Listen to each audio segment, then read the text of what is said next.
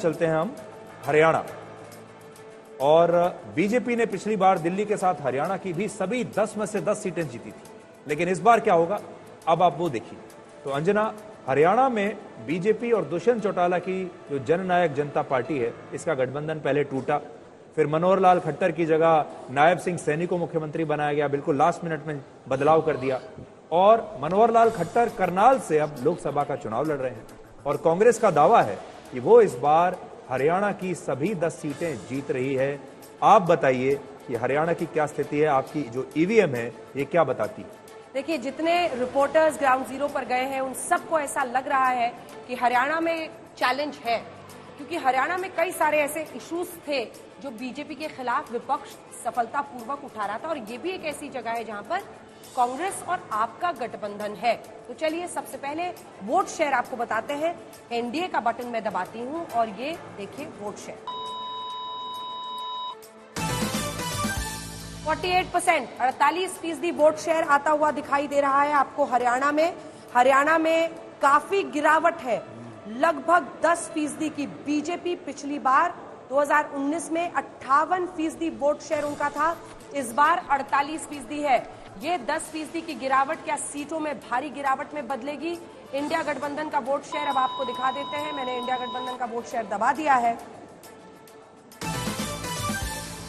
44% जबरदस्त इजाफा होता हुआ दिखाई दे रहा है इंडिया गठबंधन के वोटिंग परसेंटेज में।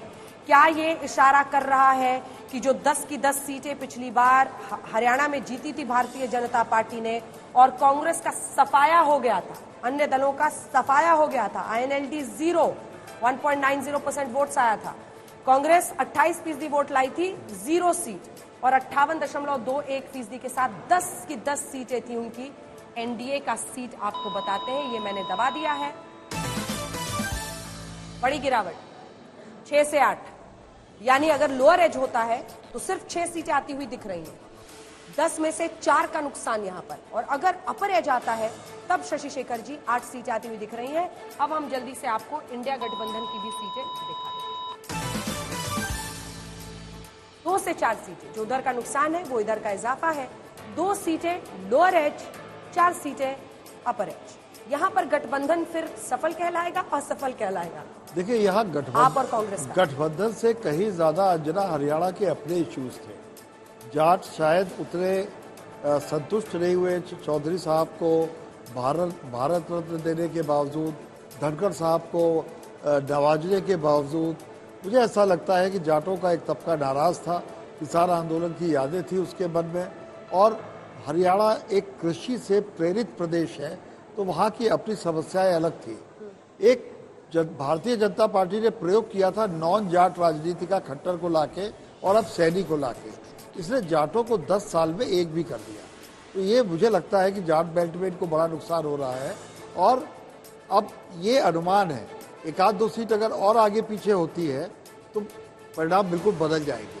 तो ये हरियाणा में एक प्रत्याशित था। अगर आप देखिए, आपके भी ग्राउंड रिपोर्टर से यही बोल रहे थे, हम लोगों के पास भी जो आता था यही बताता था, और मैं भी वहां जब गया तो यही देखा था लगभग।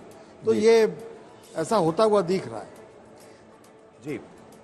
अब हम चंडीगढ़ चलते हैं हरियाणा के बारे में और ज्यादा जानकारी लेने के लिए। चंडीगढ़ में थोड़ा मजा आएगा जब हमारे सहयोगी अशोक सिंघल इस विश्लेषण में हमारी थोड़ी मदद करेंगे। इसलिए कंप्यूटर जी को हम कहेंगे कि वो वीडियो कॉल लगाएं अशोक सिंघल को। लेकिन अशोक सिंघल पर जाने से पहले एक बार हम लोग हरियाणा सीट की बात कर लें, क्योंकि हरियाणा में कुरुक्षेत्र हॉट सीट फुल हवा है जी। वो अशोक सिंघल वहां से बता सकते हैं आपको बेहतर। बिल्कुल, और हरियाणा को बड़े अच्छे से समझते भी हैं जी, उनसे बात करेंगे। तो जब तक अशोक सिंघल कनेक्ट होते हैं हम लोग यहाँ बात कर सकते हैं। कुरुक्षेत्र में मैं गई थी, और कुरुक्षेत्र में देखिए मुकाबला बहुत दिलचस्प है। नवीन जिंदल जो कि बीजेपी के टिकट पर इस बार वहां पर चुनावी मैदान में है, और जिंदल साहब के सामने आम आदमी पार्टी से सुशील गुप्ता है जो कि इस बार चुनावी मैदान में है। अशोक सिंघल हमारे साथ जुड़ गए हैं, हमारे सहयोगी। और अशोक, हरियाणा से आप हैं, हरियाणा को अच्छी तरह से समझते हैं, सुधीर भी हरियाणा के हैं। मुझे लगता है सुधीर आप ही सवाल कर लीजिए। हमारा बहुमत हो गया है अभी, आपको दे दिया मैंने। अशोक, मैं तो आपसे ये जानना चाहूंगा कि जो अभी हमारे एग्जिट पोल में नतीजे दिखाई दे रहे हैं कि बीजेपी को वहां नुकसान हो रहा है, आपको लगता है वाकई में बीजेपी को वहां पर नुकसान हो रहा है? बीजेपी को कम से कम 3-4 सीटों का नुकसान वहां पर हो सकता है? बिल्कुल सुधीर, जब मैं खुद हरियाणा में आया था और लोगों से बात भी करता रहता हूं, तो ये फीडबैक था लोगों में। मोदी को लेके कोई नाराजगी नहीं, लेकिन लोकल कैंडिडेट को लेके काफी नाराजगी है कई सीटों पर। रोहतक में पिछली बार का अगर 2019 का देखा जाए तो बहुत कम मार्जिन से अरविंद शर्मा चुनाव जीते थे, सिर्फ 5,500 के करीब मतों से चुनाव जीते थे दीपेंद्र हुड्डा से। इस बार दीपेंद्र हुड्डा काफी अच्छी स्थिति में बताए जा रहे हैं। सिरसा, जहां पे कुमारी शैलजा चुनाव लड़ी, रिजर्व सीट है वो। अशोक तंवर जो कांग्रेस से ही वहां बीजेपी में गए हैं, आम आदमी पार्टी में भी रहे, टीएमसी में भी वो गए थे, वहां पे कुमारी शैलजा काफी मजबूत दिखाई दे रही हैं। कहीं ना कहीं लोकल इश्यूज बहुत डोमिनेट किए वहां पे। हालांकि करनाल जब मैं गया तो मनोहर लाल खट्टर वहां से चुनाव लड़ रहे हैं, और वहां मैंने लोगों से बात की तो उन्होंने कहा कि लोग मोदी को जानते हैं, मोदी के नाम से वोट देंगे। लेकिन कुछ जगह पर लोकल फैक्टर्स भी थे। अग्निवीर का मुद्दा भी काफी है, क्योंकि हरियाणा से सेना में लोग काफी लोग जाते हैं। अग्निवीर का मुद्दा भी विपक्षी पार्टियों ने काफी उठाया। कृषि प्रधान देश है, जैसे अभी शशि भूषण जी बता रहे थे, वहां पर जाट जो है 24% के करीब जाट वोट बैंक है, और जाट काफी नाराज हैं, और काफी तादाद में जाट बढ़ चढ़ करके इस बार कांग्रेस को वोट दिया। और इतना ही नहीं, उन्होंने वोट दिलवाया भी। हालांकि बीजेपी को भी थोड़ा वोट मिला सुधीर, लेकिन जाटों की नाराजगी काफी रही है। किसानों का मुद्दा रहा हो, अग्निवीर का मुद्दा रहा हो। अशोक, ये बताइए कि वो कौन, आपके हिसाब से वो कौन सी सीटें हो सकती हैं जो बीजेपी हार सकती है? वहां कौन सी सीटें वो?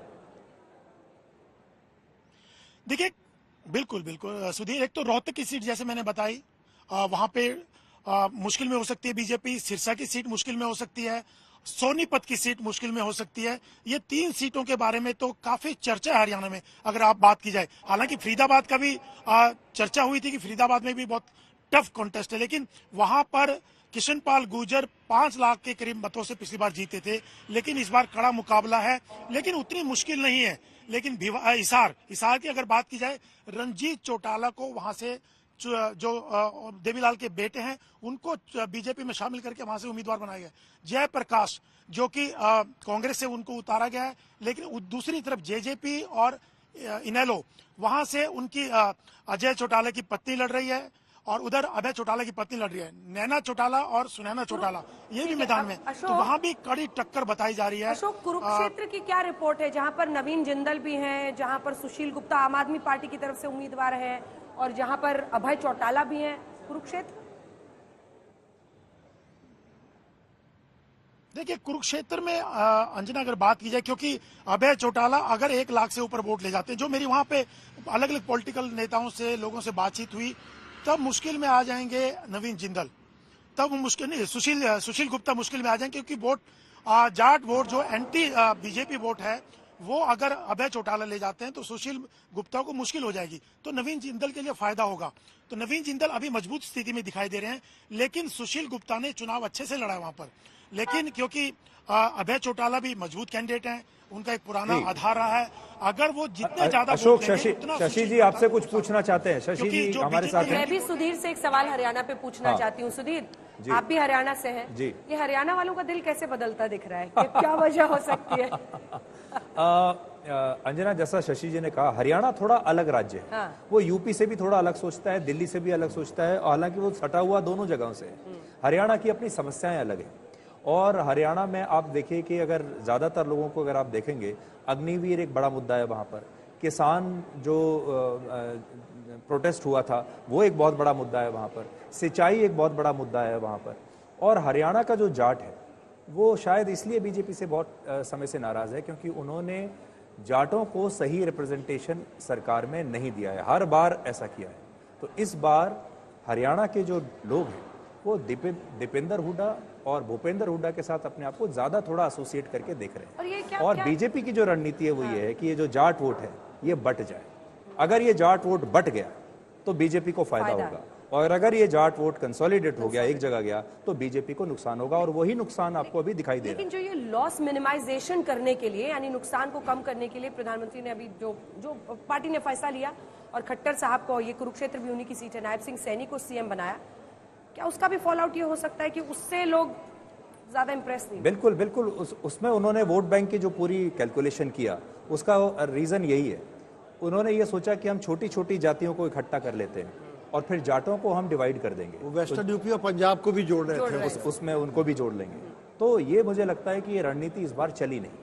अनुमान के मुताबिक एक बार फिर से ये बताते हुए ये नंबर्स हम आपके सामने अशोक रखें। नहीं है, लेकिन एक सवाल सुधीर से मैं पूछ लेता हूँ जी जी, कि अशोक ने भी कहा और अच्छी बात कही कि अभय चौटाला यदि 1 लाख वोट पा जाते हैं सुशील गुप्ता हार जाएंगे। लेकिन हम ये देख रहे हैं कि तीसरी जो भी पार्टी है, चाहे वो बीएसपी हो या कोई भी हो, वो तीसरा उम्मीदवार ट्रैक्शन नहीं ले पा रहा है। मतदाता बहुत सतर्क है।